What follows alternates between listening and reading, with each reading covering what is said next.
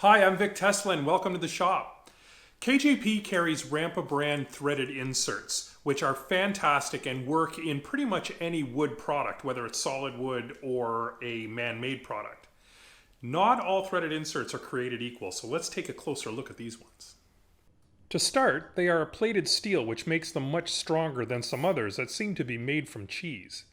And with the hex drive on both the threaded insert and the bolts, you'll be hard pressed to cam out the drive. Installation is simple. Start by drilling a pilot hole to receive the insert. In most cases, a 10mm or 10.5mm drill bit will do the trick, depending on the density of the material. There are no threads at the beginning of the insert, which makes placement a breeze, and they also have an external 3-thread design, which means that they won't tilt while installing them. Then drive the screw into the insert. The threads in the insert have a huge mechanical advantage, so use the torque setting on a power driver if that's what you're using. Right, so as you can see, these are not your grandpa's threaded inserts.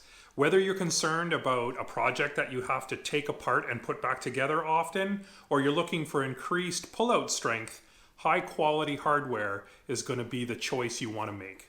Thanks for joining me.